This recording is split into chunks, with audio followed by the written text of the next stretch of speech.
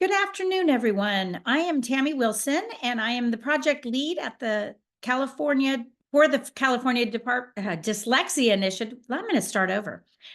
Good afternoon. I'm Tammy Wilson.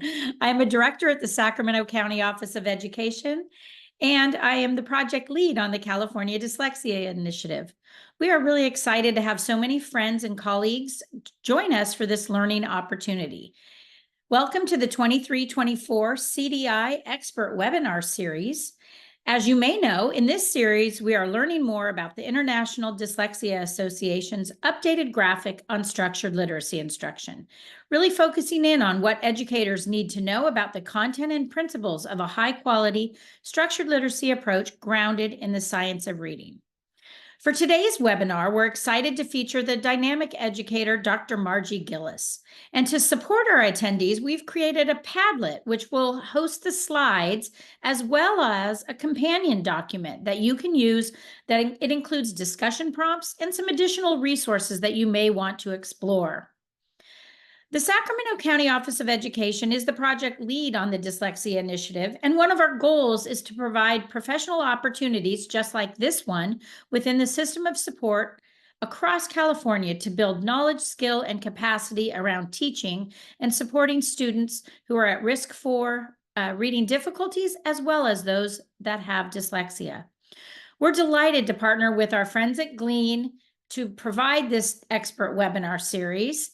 And it's my pleasure to turn the mic over to my friend and colleague, Jessica Hammond, founder and CEO of Glean Education, who's coordinating our efforts in this webinar series. Jessica. Thank you, Tammy. We are thrilled to partner with SCOE and the California Dyslexia Initiative to coordinate this webinar series for the third year in a row.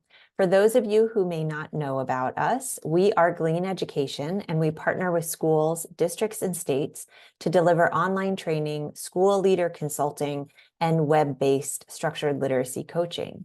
Our work aims to build educator knowledge of evidence-based literacy practices to improve student literacy outcomes.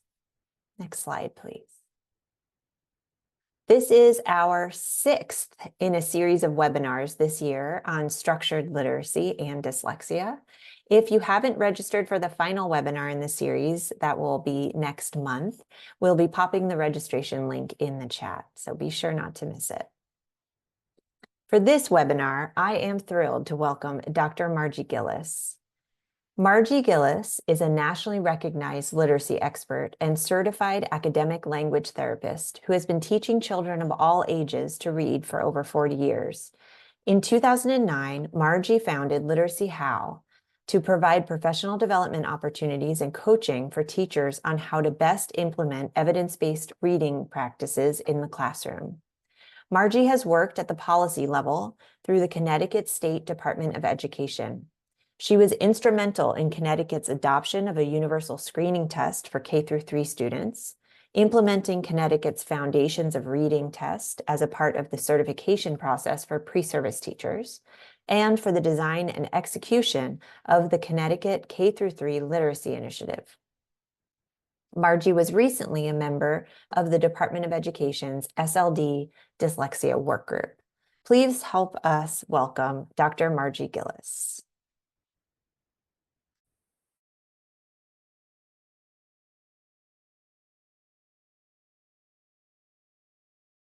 Oh, Margie, you're on mute real quick. Yeah, I was just trying to find that mute button. So thank you, Jessica. Thank you for your introduction, Tammy as well. And I'm delighted to be here. Thank you for putting some information in the chat so I know who's here today. I had psychologists, a couple of people from higher education, special ed teachers, learning specialists, like a librarian, wonderful reading interventionist. So welcome people from elementary, middle, and I think some secondary teachers as well. My talk, as Jessica said, structured literacy to support students with dyslexia, and just a very extra bit of background from where I come from. I actually started out as a special education teacher many years ago, celebrating 50 years actually this year. And I really have always been interested in dyslexia. I have a brother who never knew he was dyslexic until he was an adult. Similarly, a husband who never knew he was dyslexic until he was an adult, a child who's an adult now, and 3 grandchildren. 2 out of 3 are dyslexic. So I not only study this and really have been interested in it, worked with students of all ages for many years, but I also have a personal, very deep personal connection to the field. I was a teacher for 25 years, and then I became a research really translator when I was at Haskins Laboratories for 10 years, from 2000 to 2009. And then I started Literacy How, a not-for-profit organization, in 2009. Our mission is to empower teachers because we believe that the teacher is the key variable in getting a student to read successfully. Programs matter, certainly, and I'll talk a little bit about that when I talk about structured literacy today, but the teacher is really the most important factor in kids' success. And this is our Literacy How reading wheel that just depicts all the core components of literacy. We have a lot of information on our website that you see here, so hopefully you take a look later. So today I have 3 primary objectives. First, I want to talk about the current definition of dyslexia and some suggested revisions from experts in the field. Secondly, I'd like to talk about the implications for instruction, and that's really important based on what the experts are saying about dyslexia and the complexity of that. I want to talk about what does instruction need to look like for students that struggle with reading. And then my third objective is to talk about structured literacy instruction to support these students with dyslexia.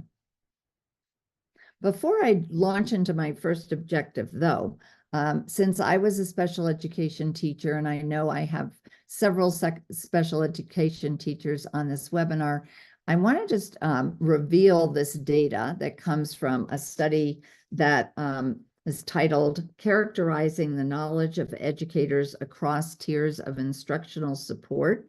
It appeared in the Annals of Dyslexia a couple of years ago. Porter and Dr. Tim Odegaard was also somebody who worked on this study, looking at special education teachers' knowledge about the structure of language. And this is a fairly large N study with 1,574 teachers. Most of the teachers were gen ed teachers, but they also looked at disaggregating data by the role that the teachers played, and they survey these teachers on a fairly rigorous assessment of knowledge. And as it says here, the students that had the most significant reading difficulties worked with special education teachers who had the most limited knowledge, below reading interventionists and classroom teachers. And this is no fault of special education teachers. It's really the system that I believe is not preparing them adequately. And that cuts across all roles, but I wanted to highlight specifically special education teacher, since I was that teacher for many years, and I really appreciate how important it is that you, the special ed teacher, have this knowledge. So as I talk about the research a little bit more, I know most of you have seen this graphic by Hollis Scarborough, which, even though she didn't develop it to do so, it really does a nice job of depicting the simple view of reading, as we know, which is the product of decoding or word recognition and language comprehension, resulting in skilled reading. And we see that it takes a while for that skilled reading to develop. We say 3 years before we can see how these strands get interwoven, because English has a very deep, complex orthography, which I'll talk more about in a bit. But that simple view is really used to also think about profiles of readers. And I'm going to keep coming back to this as we talk through this webinar, because it really does a nice job of putting students into one of 4 categories. They're broad, and I'll speak to that as well. But you have skilled readers who have good word recognition as well as good listening comprehension. And actually, this is reverse. I just noticed that. So pardon this, that I changed the order for a reason that you'll see later. But this should say poor, and this should say good, and I'll correct those slides. I just picked up on that. So good, skilled readers have good word recognition, good listening comprehension. Dyslexic readers have poor listening sorry, this is all backwards. My apologies, I should have picked up on this. But dyslexics, yes, have poor word recognition, but good listening comprehension. And we'll go back to this in a bit because I'm sorry, this is confusing me and I don't want it to confuse you either. Actually, it looks like it's right, except these two boxes are mixed up. So this skilled reader should come up here. Can you see my cursor, Jessica? Okay. And this group should come down here. All right. So this is right. Dyslexics have poor word recognition, good listening comprehension. And then we have students who have mixed reading disability with poor word recognition and poor listening comprehension. And that's right. Okay. Whew. All right, let's keep going. So to that end, thinking about dyslexia and the definition of dyslexia, we'll talk about these different definitions that come from a variety of organizations, and each one has a different focus, as I mentioned up here, just some of those organizations that have defined dyslexia. But what I want to look at in more detail is the definition that was adopted 22 years ago by the International Dyslexia Association, has been widely recognized ever since. And this is the definition, and I've highlighted certain pieces of this definition that I'm going to take and discuss in greater detail. The fact that it's neurological, which I know most of you are aware of, the fact that these difficulties typically result from a deficit in the phonological component, that there are secondary consequences, etc. So let's talk first about the neurobiology of the reading brain, right? The fact that it's neurobiological in origin. And we know this because we have really great technology now that looks at the structure of the brain, usually with MRI technology that looks at the gray matter and the white matter. And then we can also look at the function of the brain. And that basically tells us where and when with EEG and technology like that. And this is really important because we can see areas of the brain that light up: the frontal lobe, the temporal lobe, parietal lobe, occipital lobe. All of these areas of the brain contribute to the neurocircuitry that does not come for free, not like language. We can learn language without being explicitly taught, but the brain has to develop these circuits to get skilled reading. And I have in the reference list at the end of this PowerPoint presentation, Kearns et al., a great research article about the neurobiology of reading, describing this in greater detail. And this slide showing the brain patterns that dyslexic students may show, right, where they're activating the frontal lobes versus the occipital temporal region, which we know is the signature region that we see here in non-dyslexic students, right? That shows that the student is reading fluently, that they have developed good sight word recognition and orthographic processing that's working efficiently.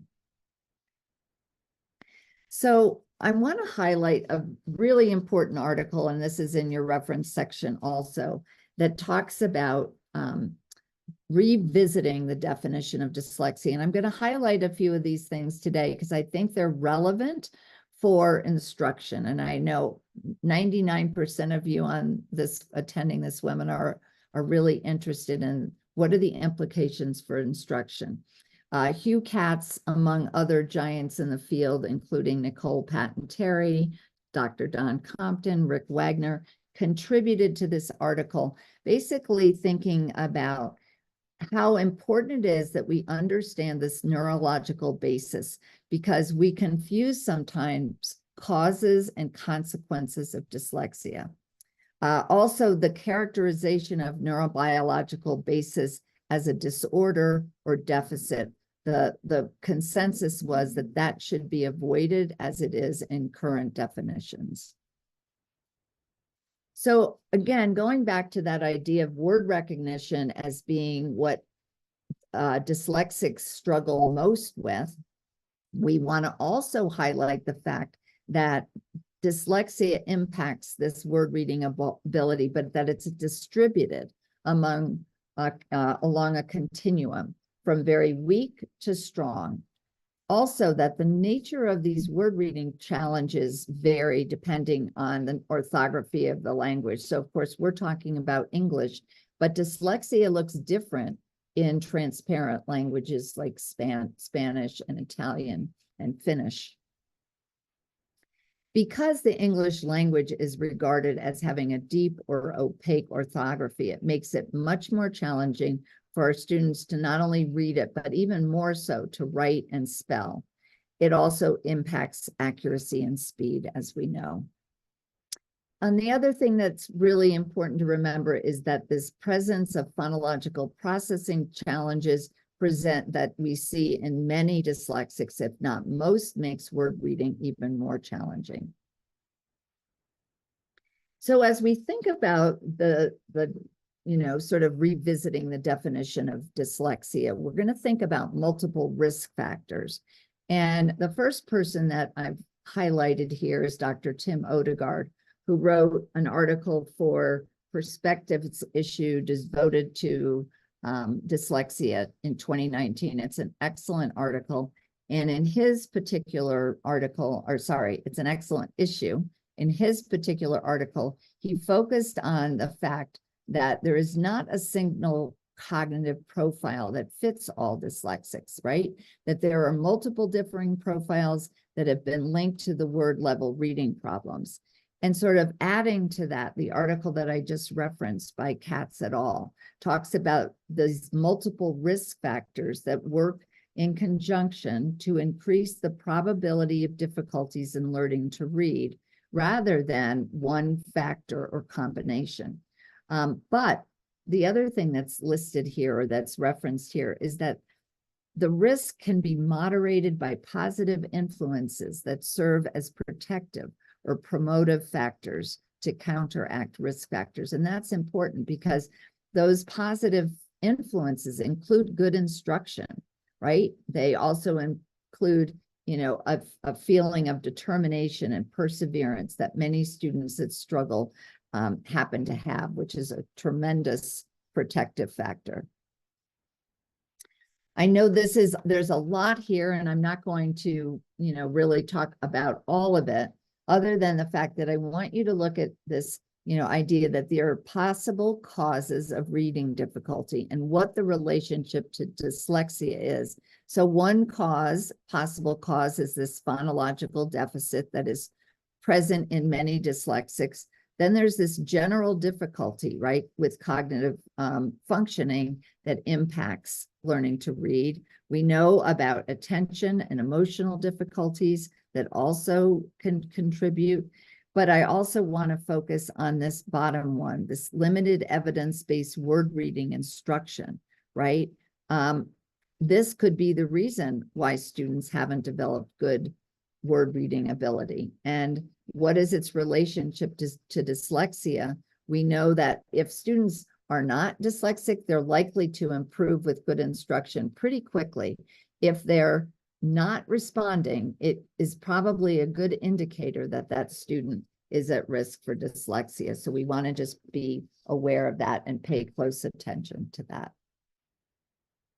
So just adding a little bit more description and specificity to this idea of secondary consequences and comorbidity. Again, this comes from the article by Katz et al. Thinking about individuals with dyslexia facing academic challenges rooted in many cases, phonological processing. But they also, many, face non-academic challenges, including poor self-esteem, anxiety, depression, and those will result in negative consequences. And the last bullet, talking about the fact that dyslexia often co-occurs with other developmental conditions, including a speech language disorder, developmental language disorder, ADHD, and a math disorder. So that's just going to add to the complexity of treating students with dyslexia. It's not going to be as simple and straightforward when there are multiple things going on. And I want to highlight some work that's being done by Dr. Tiffany Hogan. This is a webinar that she did a few months ago, actually 2 months ago in January, for Learning Ally, and you can get the recording. I highly recommend that you listen to it to learn more about the comorbidity of dyslexia with developmental language disorder. And Tiffany is a giant, another giant in the field. She is at Mass General Institute of Health Professions. She also has an organization called DLD and Me. So dldandme.org. I didn't include it in my reference list, so make sure you jot that down, and somebody I'm sure will put it in the chat for you. She has really been focused on highlighting this group of students who have difficulties with word recognition. They're good at word recognition. They have difficulties with language comprehension. And they're in that box. In the past, we might have seen students with ASD, right? Autism spectrum disorder, kids with SLI, specific language impairment, students with specific comprehension difficulties. Tiffany is making a case for coming up with, a term that kind of embraces those students that have those challenges, and also notes that we used to think that dyslexia and DLD or SLI were mutually exclusive. We now know that you can be dyslexic and have difficulties with DLD, and that's really important, and I'm going to come back to that in a moment. As I talk about what are the implications for instruction for students with dyslexia, but also students that have dyslexia because there are quite a few students that have difficulties with both. So just again, quickly reviewing these common poor reading profiles, thinking about the fact that each broad ability includes numerous component abilities. So even within those broad categories, we have to differentiate instruction for those students. And they'll support instructional design that is actionable, involving skills that can be improved with appropriate instruction. But it's really important to think about this as a first pass, and that when you figure out that students get sort of sorted into those groups, we need to do more diagnostic assessments to really get to the appropriate instruction they need. I reference here Louise Spear-Swirling's book that will be released at the end of this month. I was able to read it ahead of time, and it's amazing. Structured Literacy Planner, published by Guilford Press. Lots of great practical information in this book that I know most of you will appreciate. And she talks about these common profiles, and she has this great table where she looks at the profile in each profile, and she looks at different behaviors associated with those profiles. So one of them is, what does their out of context word reading look like? That's something we want to look at closely. We also want to look at their oral vocabulary and comprehension, because again, many students struggle with this in this area as well. We look at their text reading fluency, because all dyslexics are not created equal, even in terms of how fluently they read, although most struggle. Looking at their reading comprehension, so how well do they comprehend as they're reading something? And then some examples of underlying causes that I think are really practical for teachers. And then last but not least, what would their interventions need? Again, needs be based on the profiles that I just described. All right, so I'm going to bounce back to an article, to the article, the Cats et al. Article. And I'm just going to read this quote that speaks to the persistence of reading and spelling difficulties. For children with dyslexia, it is expected that without early, intensive, and ongoing intervention, word reading, decoding, and spelling problems will persist even into adulthood. Even with such instruction, children with dyslexia may continue to experience some difficulties, especially in spelling. And I highlight that as, again, this article has so much information in it, but I highlight this because a lot of people will say, well, why are we bothering to teach them to spell if they're never going to be good at spelling? And the reason is because, and I'll talk more about this in a moment, spelling really is reciprocal to the word reading intervention work that we're going to be doing, and it really will continue to support students' reading fluency as well as other skills. And again, I want to highlight in this section the importance of assessment. And in Dr. Hogan's webinar, she talks about the fact that even for kids who are red flags for dyslexia because of phonological processing difficulties that they present with even in the early years, like in preschool and kindergarten, but we might not miss the DLD diagnosis in those early years, because guess what?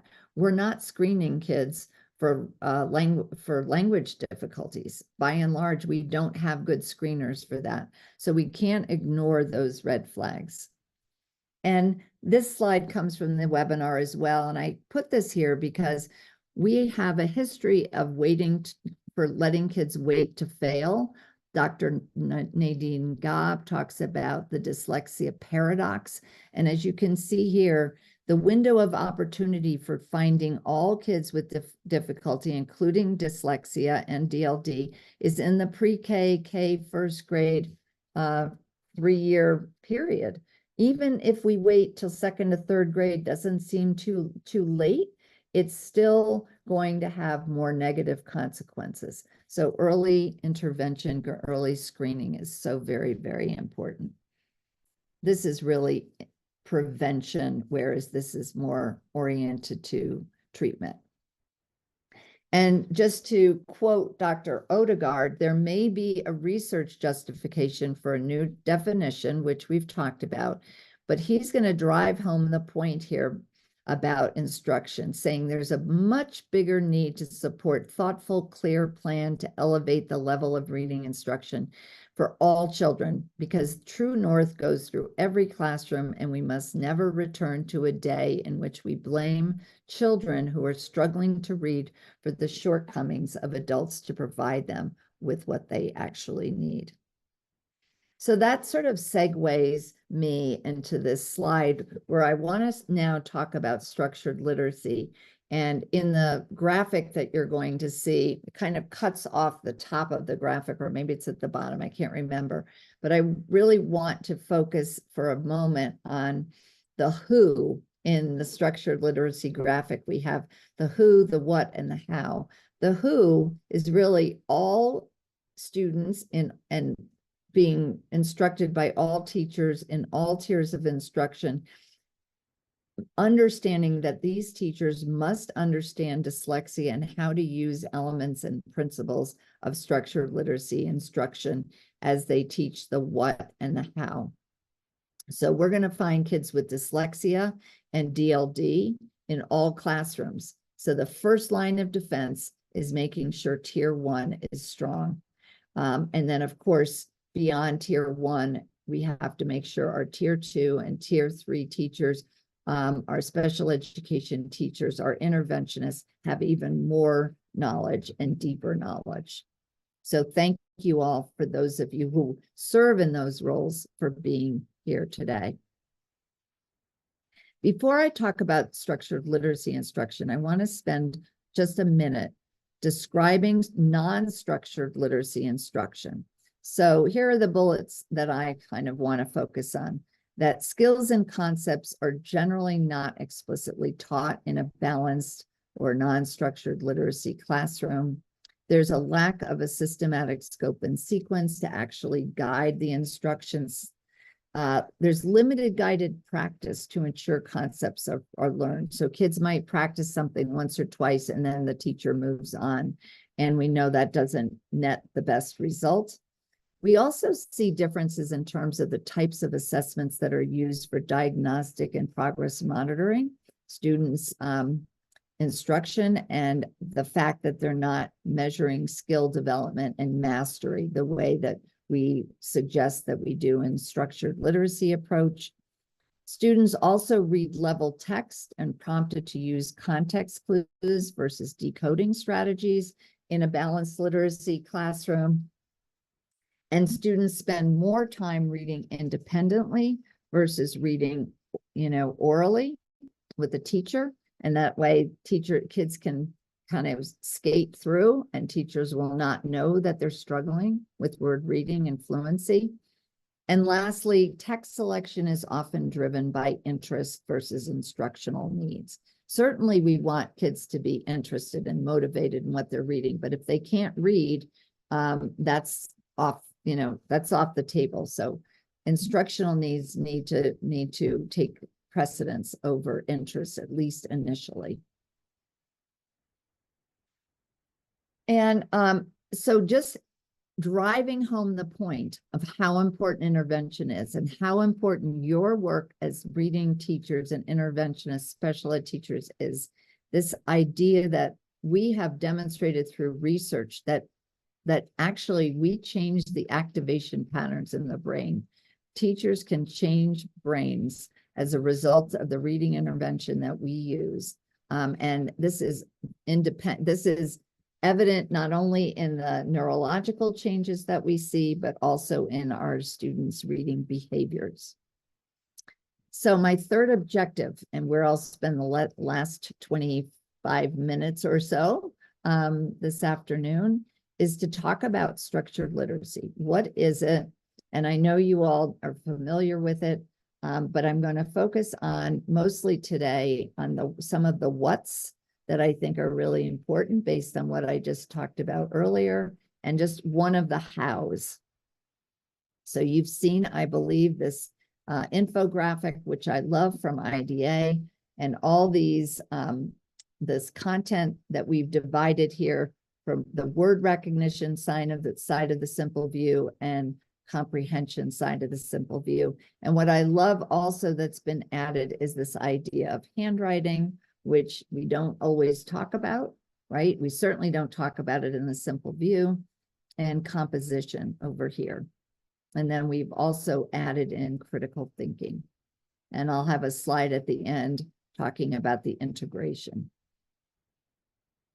So referencing Louise Spear-Swerling's book again, the way that it's divided, which I think is actually very effective, is that she talks about these different profiles that I've just reviewed with you, but she also divides each profile into early and advanced. And I think that's very helpful because even though we have kids, and I know we have teachers today tuning in that have students in middle and high school, they may be considered early readers. Early readers isn't the age of the reader, but rather it's where they are in that continuum.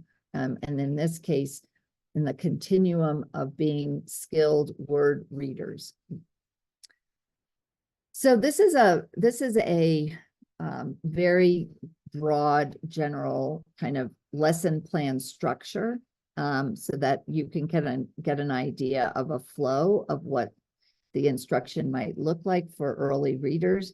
It's going to, of course, focus heavily on word recognition and spelling, but those two go hand in hand because they're reciprocal skills. So the students would be warming up with the phonemic awareness activity, They're going to review their sound spelling correspondences depending on what they're working on. They're going to review their spelling generalizations, the syllable patterns they've learned, and then they're going to get into decoding and encoding practice, as well as practicing reading irregular words. And then, of course, we want to continue to build on their fluency by having them read words and phrases for accuracy and automaticity, and preparing them to be able to read a text, right? So a book or a passage, and always with a focus on comprehension. So we're going to continue to think about the words they're reading. If there's vocabulary in that text that they may not be familiar with, making sure they spend time on that, and then asking especially open-ended questions that would generate inferencing. And then last but not least, we want to make sure in every lesson they're writing something, even if it's just one word, if that's all they have time for, but ideally a structured dictation to practice their spelling words and writing sentences. And we pull those words and sentences right out of the text so that we almost can think about a backwards planning phenomenon. You know what text you're going to have the kids read. So that's your, that's what you're going to pull the PA warm up from. That's what you're going to pull the syllable patterns, the fluency practice, the word and phrase walks, etc. All of that's going to come from the text that you're going to ultimately have them read and prepare and scaffold them to read. And as we talk about this, I want to spend just a minute making sure that we understand the distinction between a speech to print and a print to speech approach, because we're advocating for going from speech to print. What the student comes into the world hearing words and language, right? They know those words, they've heard them. So we're going to link the unknown, right? The print to what they've heard. And we do this through engaging activities, making sure kids are attending to the sound structure of the words. And this is a quote that comes from an article that Janine Herron and I co-wrote a few years ago, and the reference is in the bibliography or in the reference section of this slide presentation. So I'm going to take a few minutes to talk about spelling, because again, spelling is something that most dyslexics, if not all, struggle with. And we want to make sure that it's at the heart of every lesson. And so thinking about how we want to coordinate reading and spelling instruction, it says here, transfer to spelling, from spelling to reading, was greater than transfer from reading to spelling.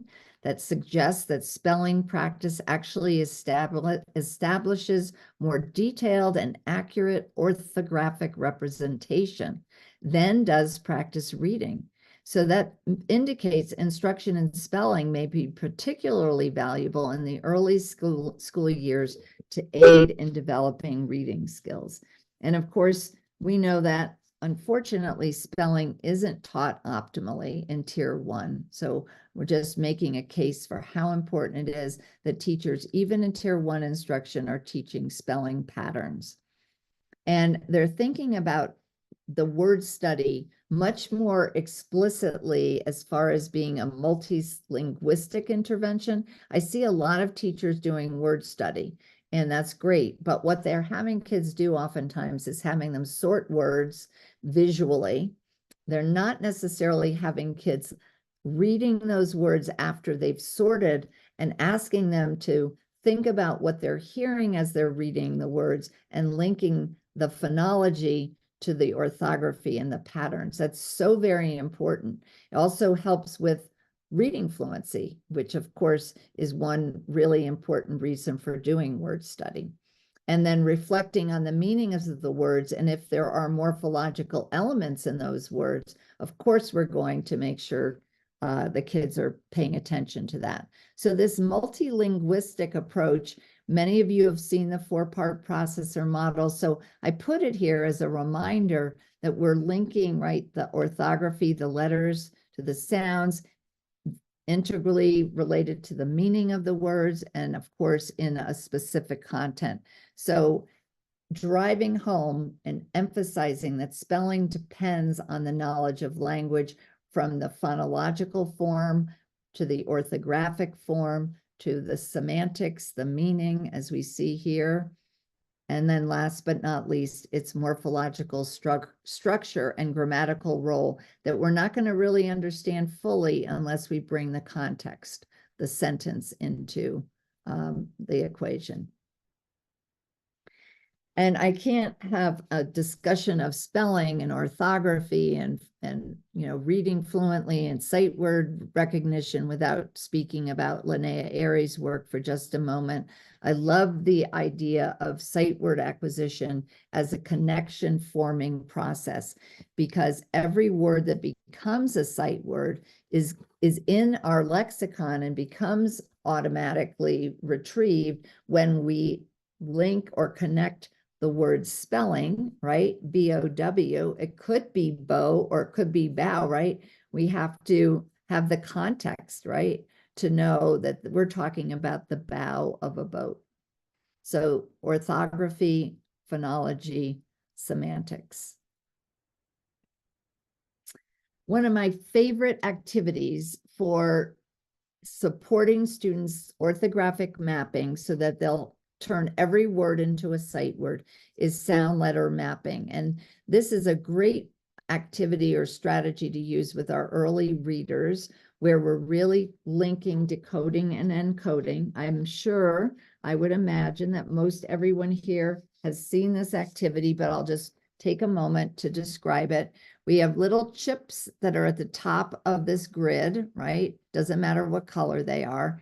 We're going to say a word, gasp, and we'll put it in a sentence. I had to gasp for air. We're going to pull a chip down for each sound. G, a, s, p. We're going to slash the trash. Kids think that's really funny. Slash the trash, any box that's not used. Kids will pull down a chip if it's there.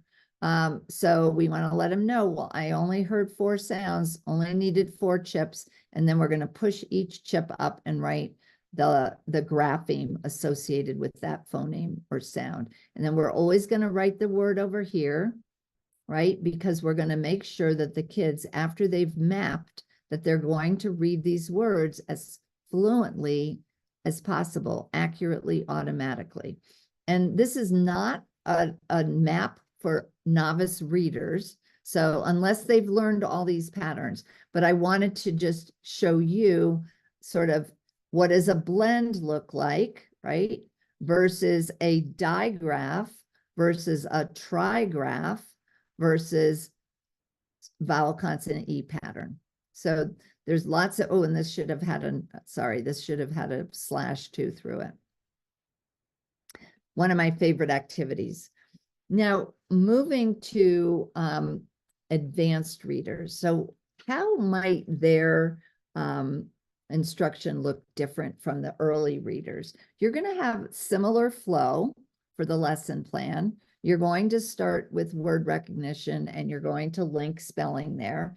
But in this case, where our advanced readers have mastered all the syllable patterns, we're going to include suffixes because presumably they've learned inflectional endings at the very least. We're going to make sure that most of the words that they're going to be reading are going to be multisyllabic words. So we're going to make sure they know how to divide those multisyllabic words, still focusing and reinforcing those syllable patterns that they've learned. And of course, spelling those multisyllabic words as well.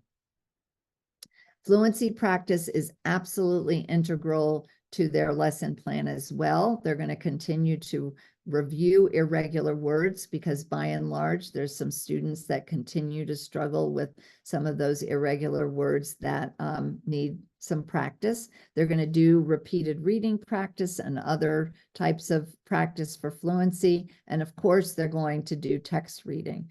And their texts will be, you know, it'll vary between being a decodable text that's very structured to less so. So Flyleaf has really great decodable texts that are what we call hybrid texts, because they have more multisyllabic words and words that might not fit the patterns as well. They're going to also do comprehension work as that we always do, and then lots of writing too, and making sure they can write those multisyllabic words. One of the articles that I included in your reference is an article by Kearns and Whaley. It's a great article that focuses on how to teach syllables and morphemes when you're teaching students to read multisyllabic words. And this is just a screenshot from the article that sort of talks about these steps that you're going to take in teaching this. This is a very, very practical article that I think teachers will appreciate. So they're going to look for suffixes that they know. They're going to basically define the suffix, or define its meaning. FUL says full. Every syllable has a vowel. Plen has a vowel that says plen. They could even identify it as a closed syllable. TI has a vowel that says tie, or tie. And then you say plentiful. Ah, I know a word like that. Plentiful, right? So they have to shift the vowel to a different, flex the vowel or shift the vowel, and explains how to teach that. And it's very, very practical. I want to also mention, because fluency is so important in working with all students with dyslexia and other difficulties too, because reading comprehension is difficult for almost all students who struggle with reading. There's an article that appeared in, I forget what journal it was, but it's in your reference section, and it talks about motivation for reading. Shanahan has talked a lot about motivation and fluency, and this quote comes from him. One of the strongest supports that can be provided for reading text is oral reading fluency practice, so that students can always be practicing and applying their decoding skills. And the article that I'm referencing also comes from this researcher. I don't know how you pronounce her name, Mahigan. It's Irish. It's a study that was conducted in Irish primary schools with students that had reading difficulties. And her quote here: "In order for struggling readers to overcome skill deficiencies in reading and to be motivated to continue to read, it's imperative that any negative achievement-related self-beliefs are simultaneously addressed." And I just happened on this article when I was looking for another workshop that I was preparing for, and I really, really liked it for many reasons. What was most powerful about the article was that we saw a great impact on oral reading fluency and motivation when that was very explicitly acknowledged. So these ratings that you see come from support teachers, as well as student self-reports, as well as parent reports. It's not listed here, but this is using FORI, which is fluency-oriented reading instructions, basically things echo reading, partner reading, repeated reading, developed by Melanie Kuhn many years ago and her colleagues. And, this quote, it was like someone unlocked the doors of the reading kingdom for children, turned on the lights, invited them to the party, and they came. And more importantly, they stayed. So the article really describes very nicely how they incorporated motivation, self-efficacy, interest in reading, etc., into their fluency-oriented reading instruction. So I wanted to just acknowledge that. So shifting from the what, and as I said, I really focus specifically, I think, on spelling and fluency, but I know you've done a lot of work or heard a lot of presenters talk about some of those what elements. I do want to talk for just a couple minutes as we're wrapping up the hour, and maybe I'll have a few minutes for Q&A if there's any questions that have come about, is to talk about the how. And the one part of the how that I don't hear talked about as much, we talk about explicit, cumulative, multimodal, all these things, but this whole idea of planned, purposeful instructional decisions for tasks and text, which I think is such a wonderful addition to these principles. And here are some things that I just want to call out to you all as teachers.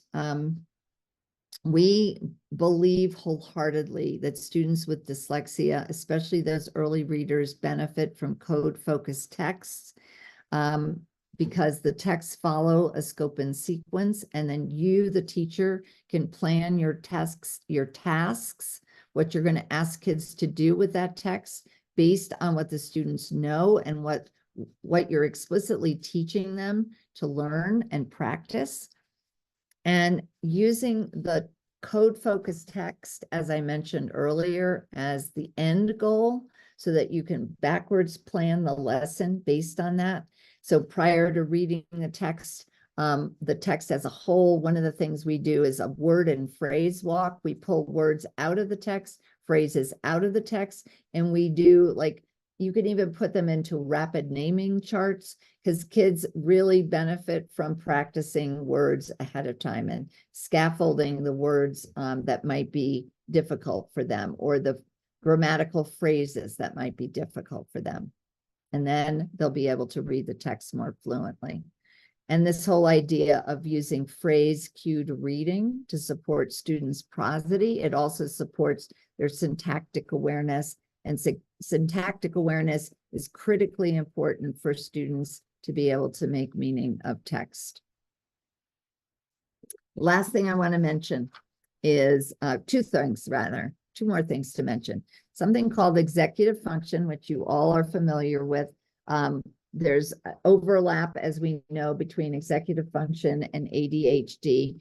And we know that students with dyslexia are often have comorbidity with ADHD/executive function. It's been estimated to be 25 to 40% comorbidity between the two. So we're just wanting to think about the implications, especially for reading comprehension.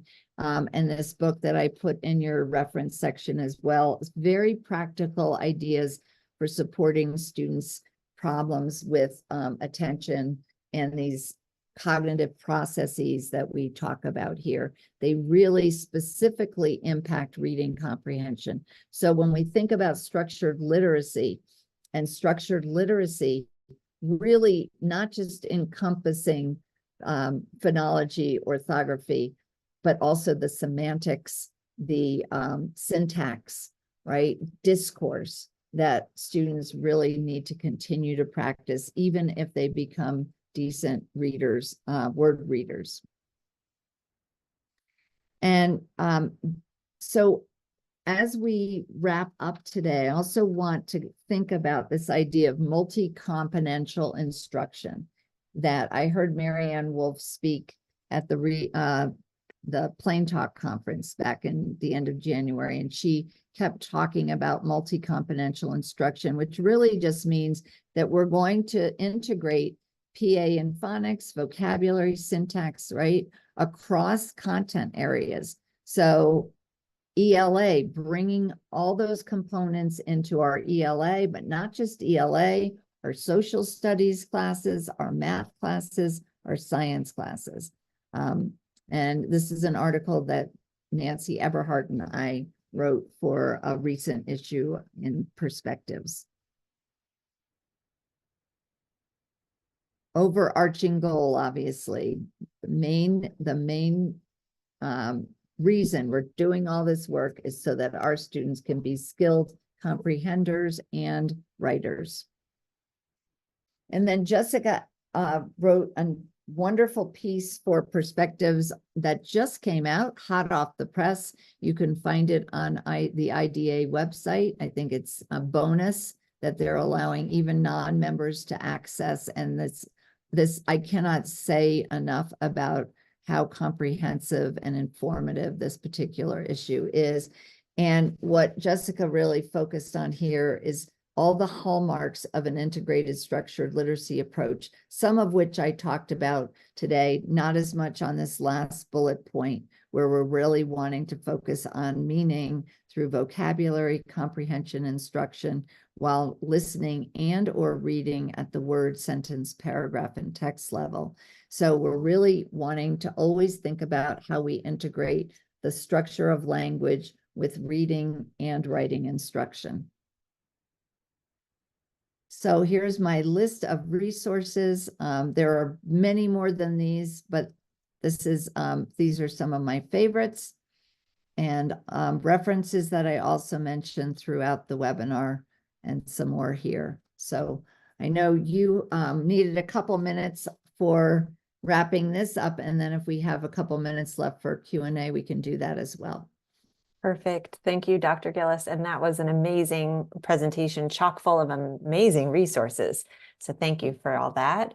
I will share a little bit about the companion document. This is something that we've created to accompany each webinar, and it includes prompts for discussion after attending these webinars and additional resources. So do check them out. We will put the link in the chat as well. And you can find it at scoe.net/CA Dyslexia. And next slide, please. We also have a professional learning network that CDI is hosting. You can register at the link in the chat. And lastly is our survey that we would love for you to fill out today, as we're asking a final question or two. I believe we have time for at least one of them. So we'll put that link in the chat. Please do fill it out as we're closing out. Okay, so the first question we got was actually about the definition for dyslexia early on. And the question was, if you have an individual with reading difficulties, with deficits that have been targeted as being in orthographic processing, but not necessarily phonological processing, would they still be characterized as dyslexic? Absolutely. And you're in luck, because you're going to be, you're going to have your last webinar is going to be with Nancy Mather, Dr. Nancy Mather, who's going to speak specifically about orthographic processing.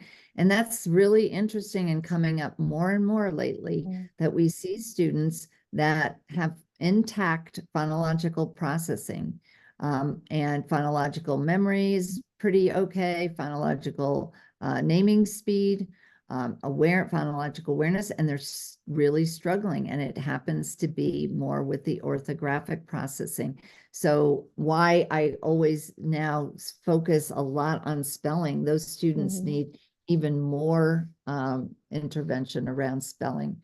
And it's as I said, those three links, those three sides of the triangle, right? The phonology, the orthography, the meaning are all linked together. So you can't really separate them, but you'll see if you attend the webinar with Dr. Mather, she'll really walk you through a lot of examples of orthographic difficulties, and absolutely they would be considered dyslexic, because it impacts more spelling than word reading, but it impacts both. And fluency is absolutely impacted as well. And it's just not as prevalent as the phonological processing difficulties. Okay, great. Thank you. So we'll just ask one more question. Can you expand on the benefits of repeated reading? The participant said, David Kilpatrick, in his book on assessment and interventions, has said it has limited benefit because kids seem to learn by reading by heart.